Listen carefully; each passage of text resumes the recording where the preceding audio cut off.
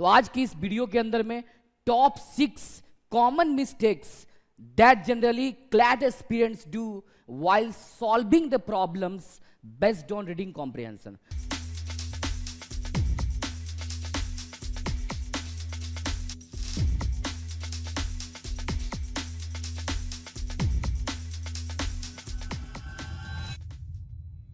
Very good morning everyone, my self Rahul Kumar, faculty English juris pathway.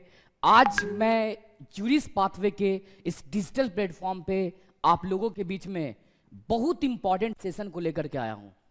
Trust me everyone, इस session के बाद आपको ऐसा लगेगा कि जो कॉमन मिस्टेक्स आप लोग क्लैट एग्जामिनेशंस के अंदर में हमेशा करते रहे हैं, इस वीडियोस के बाद आपके लिए एक बहुत बड़ा पेनासिया रामबाण साबित होने वाला है।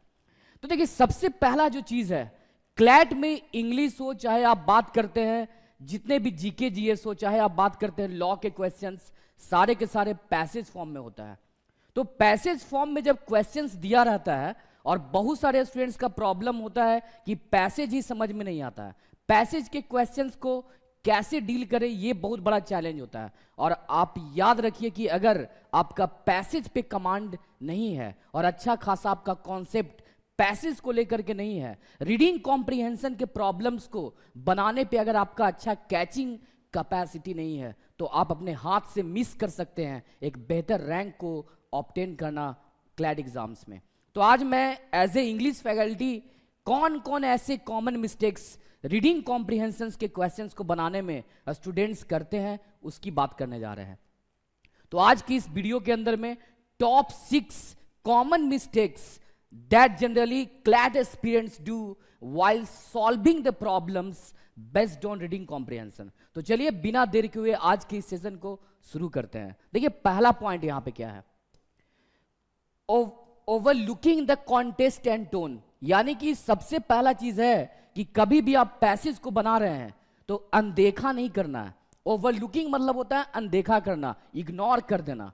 क्या चीज को अनदेखा करना? उसके कॉन्टेक्स्ट को अनदेखा करना, किसके उसके रेफरेंस को अनदेखा करना, किस टॉपिक पे पैसेज दिया गया है उसको अनदेखा करना, उसके टोन को अनदेखा करना। टोन का मतलब होता है कि क्या वो पैसेज जो दिया गया है वो रोमांटिक टोन का पैसेज है या कोई ग्रीफ का पैसेज है। ग्रीफ मतलब होता है दुख दर्द। क्या वो पैसेज हैप्पीएस्ट जॉयस मोड का पैसेज है?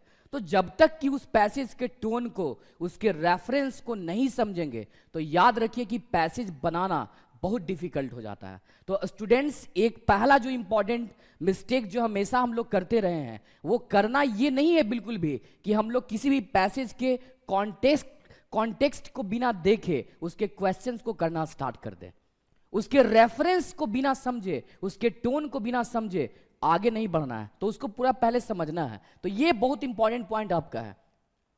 सारे चीजों को देखना है, उसके वर्ड को समझना है, सेंटेंसेस को समझना है, स्ट्रक्चर को समझना है, ऑथर के ओवरऑल पर्सपेक्टिव, वो किस टॉपिक पे ऑथर बात करना चाहते हैं, किस टॉपिक पे ऑथर बात करना चाहते हैं, ये चीज समझना बहुत इंपॉर्टेंट है। और अगर आप इस चीज को समझ जाते हैं तो trust me everyone, it becomes a cake walk to do the questions based on reading comprehension. ये बिल्कुल आसान काम आपके लिए हो जाता है। तो याद रखिएगा, पहला ये मिस्टेक नहीं करना।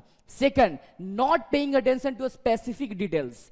जो दिया गया डिटेल्स है उस पे स्पेसिफिक डिटेल्स, जो खास डिटेल्स आपका दिया गया है, उसको हम लोग जो है क्या नहीं करते हैं, अटेंशन नहीं देते हैं, उस पे ध्यान नहीं देते हैं कि भाई पैसेज अगर हम लोग पढ़ने जा रहे हैं तो उसके खास पॉइंट जो है, जो स्पेसिफिक डिटेल्स है, उसको जा करके डेप्थ में पहले देखिए कि वो क्या जो डिटेल्स दिया गया है, ये सारे डिटेल्स के माध्यम से क्वेश्चंस बनाना आपके लिए आसान होगा।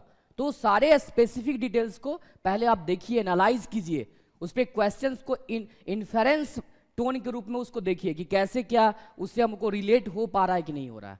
तो ये बहुत इंपॉर्टेंट चीज यहां पे है। सबसे पहला कि क्रूशियल इंफॉर्मेशन हम लोग मिस कर देते हैं।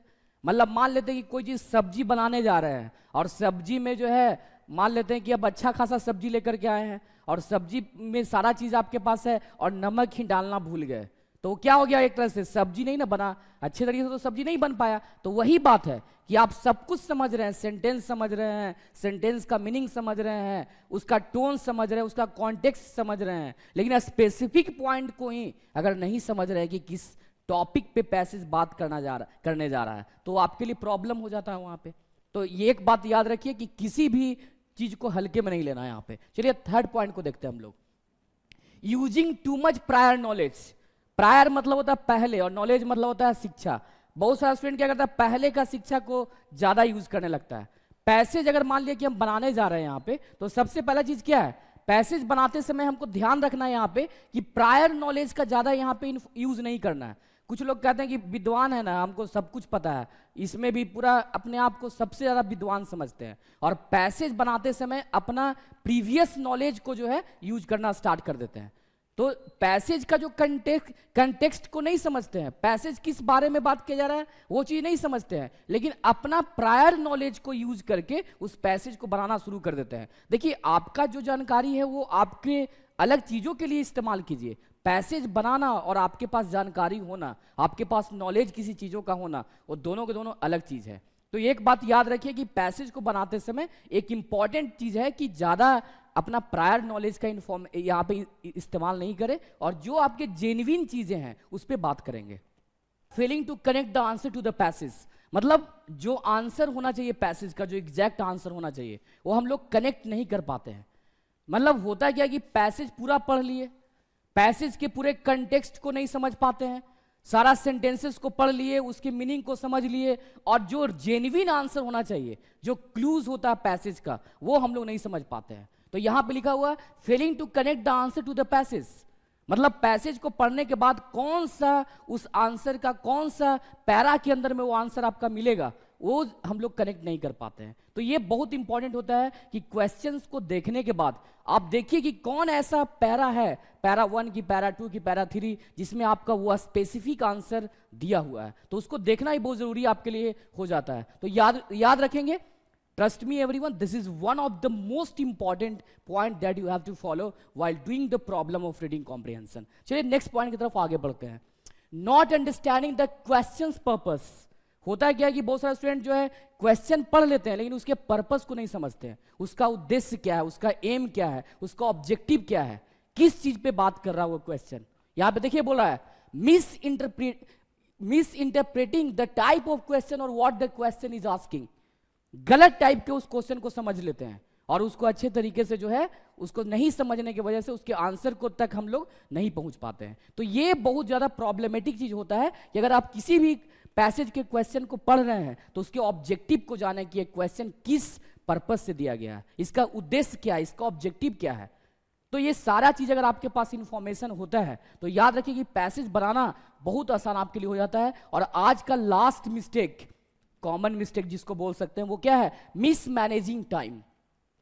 टाइम मैनेजमेंट तो पैसेज बनाने के लिए एक बैकबोन होता है। अगर आपके पास टाइम मैनेजमेंट स्किल नहीं है तो trust me, it becomes a Himalayan task to solve the problem of reading comprehension. बहुत मुश्किल वर्क हो जाता है। तो टाइम मैनेजमेंट ये बहुत बड़ा स्किल है। जिस स्टूडेंट के अंदर मान लेते हैं एग्जाम देने जा रहे हैं, तो ऐसा तो नहीं कि 1 घंटा आपको समय मिल जाए रीडिंग कॉम्प्रिहेंशन, 5 क्वेश्चंस बनाने के लिए आपको 1 घंटा का समय मिलेगा क्या?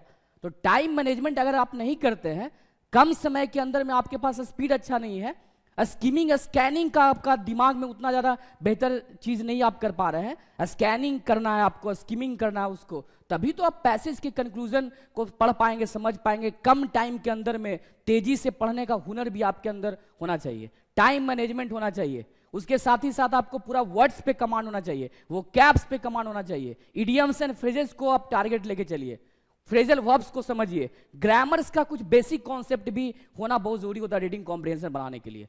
पता चलेगा कि सेंटेंस दिया हुआ है प्रेजेंट में तो उसका सेंस निकाल रहे हैं पास्ट में, तो वो भी आपके लिए दिक्कत हो जाएगा।